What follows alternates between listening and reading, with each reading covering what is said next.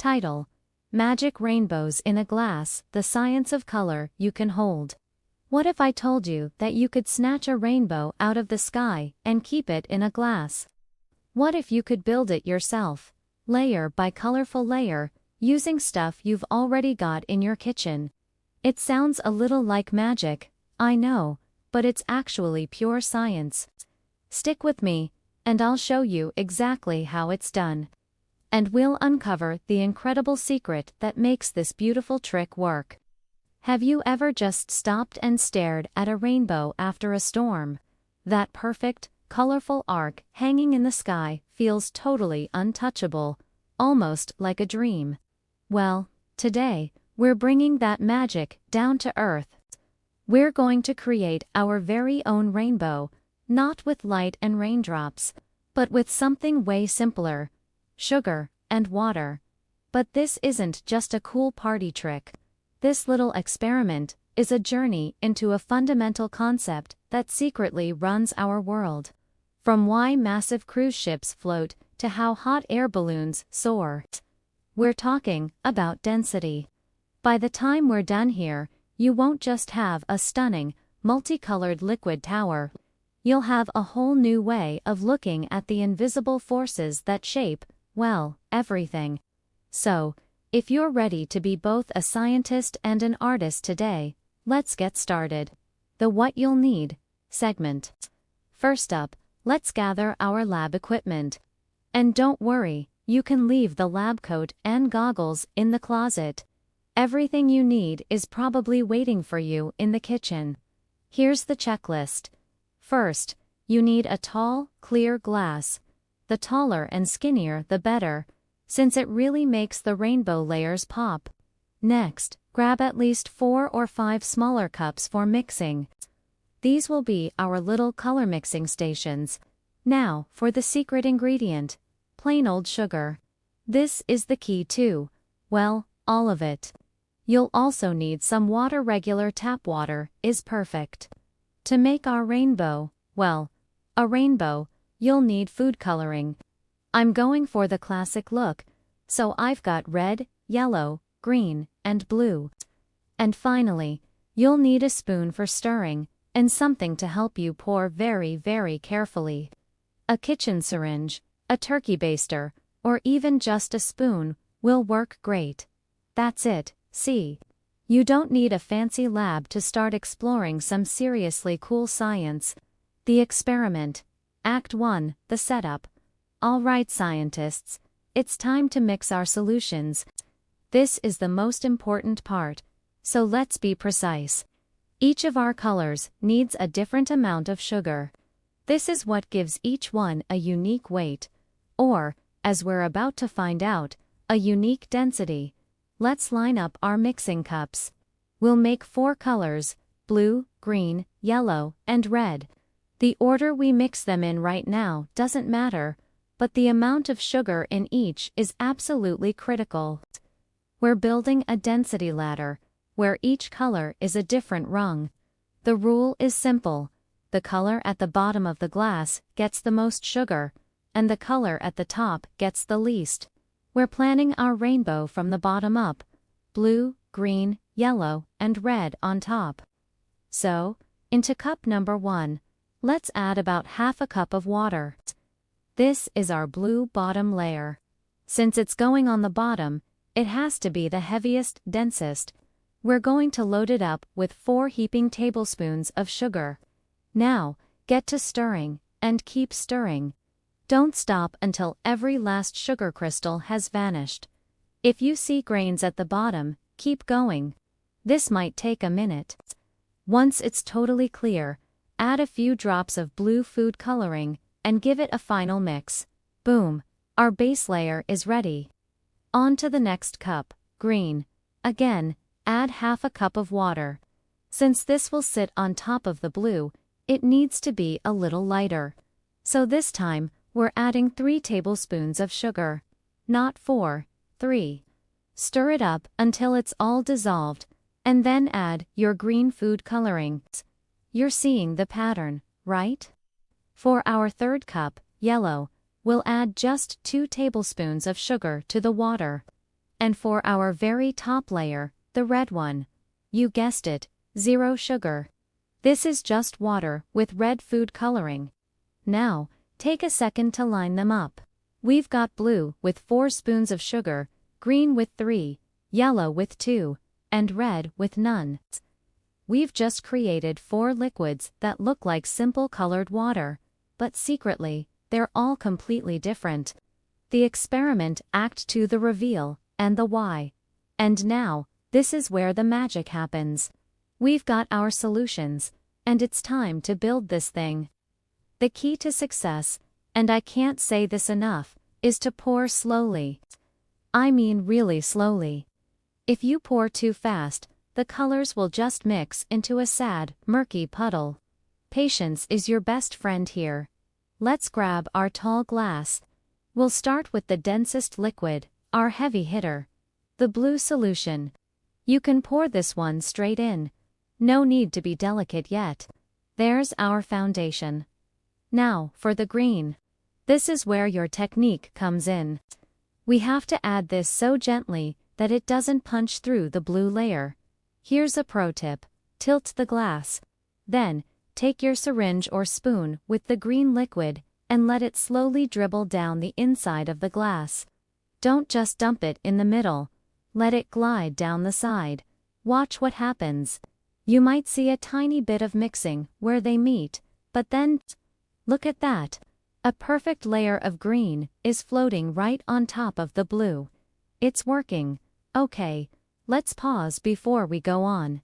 The big question is why? Why aren't they all just mixing together into a brownish mess? The answer is one simple, powerful word: density. Density is just a way of measuring how much stuff, or masses, packed into a certain space.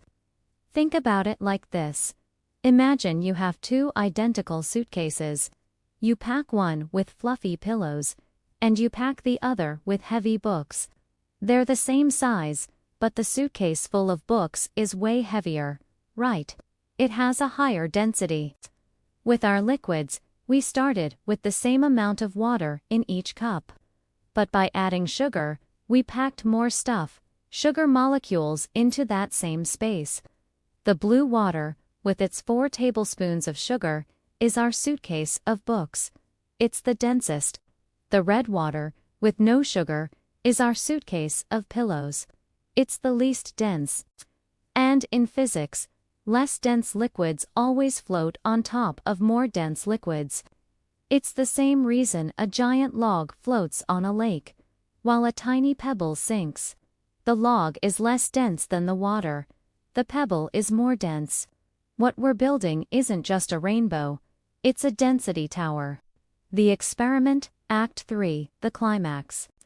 Okay, we have our first 2 layers, and we've cracked the science of density holding them apart. Time to finish our masterpiece. Next up is our yellow solution, the one with 2 spoons of sugar. Remember the technique. Tilt the glass, go slow, and let it trickle down the inside wall. Be even more gentle this time. The density difference between green and yellow is smaller, so they'll mix more easily. Steady hands, let it flow. And watch as that brilliant yellow band settles right on top of the green. It's incredible, isn't it? Seeing each layer find its place. And finally, the crown jewel of our rainbow, the red water. This is our featherlight liquid, with no sugar at all. It's the least dense and should float easily. Using that same careful technique, we'll slowly add the red layer. And there you have it. Blue, green, yellow, and red. A perfect 4-layered rainbow, captured in a glass. Just take a second to look at it. We just used density to create something beautiful. The science explained the tell. Now that our rainbow is sitting here, looking awesome, let us connect what we just made to the rainbows we see in the sky. The rainbow in our glass is built on density. The layers are just water, made heavier or lighter with sugar. But a real rainbow, that's made of something completely different. light, itself. The science behind a natural rainbow is called dispersion. White light from the sun isn't actually white tits, all the colors of the rainbow mixed together. When that sunlight enters a different medium, like a raindrop, it slows down and bends. This bending is called refraction. But here's the cool part. Not all colors bend the same amount. Shorter wavelengths, like blue and violet, bend way more than longer wavelengths, like red and orange. So as a single beam of sunlight passes through a raindrop, it refracts, splits into its separate colors, bounces off the back of the raindrop, and then refracts again on its way out. That whole process unfolds the white light into that amazing arc of color we see. So, our glass rainbow is a stack of different liquids. A sky rainbow is a spectrum of separated light. We used chemistry and density. Nature uses optics and light. Both are beautiful, and both follow the amazing, predictable rules of science. Exploring and playing, now that you're a density expert, don't let the fun stop here. What else can we do with our liquid rainbow? Let's play around with it. What do you think would happen if we dropped a small object in? I've got a little plastic bead here. Let's make a prediction. Will it sink? Will it float? Let's find out. I'll drop it in gently. And look at that. It sank right through the red and yellow layers, but is floating on top of the green. Why? Because the bead is denser than the red and yellow water, but it's less dense than the green sugar water. It found its perfect density level. You can try this with anything small. A bean, a piece of wax, a tiny bit of carrot. Each one will sink to a different depth based on its own density. Okay, next question. What happens if we stir it? Right now it's a beautiful, layered tower. But if I take a spoon and just ... mix it all up, what's going to happen? Let's do it for science. As I stir, the layers vanish, and we're left with a murky, brownish-purple liquid. The colors all mix together. This proves that while density kept them apart, they're all still just water and can mix perfectly fine. We broke the careful layers we worked so hard on. Sometimes, seeing how to undo something teaches you just as much as creating it. Now it's your turn. I want to see your rainbows. Seriously, try this at home. Play around with it. Use different colors, try for more layers with different amounts of sugar, or even see what happens if you use salt instead. When you make your own magic rainbow in a glass, snap a photo or a video and share it online. Tag us so we can check out your awesome creations. It's the best way to prove that science isn't just in textbooks. It's something you can see, touch, and create right in your own kitchen.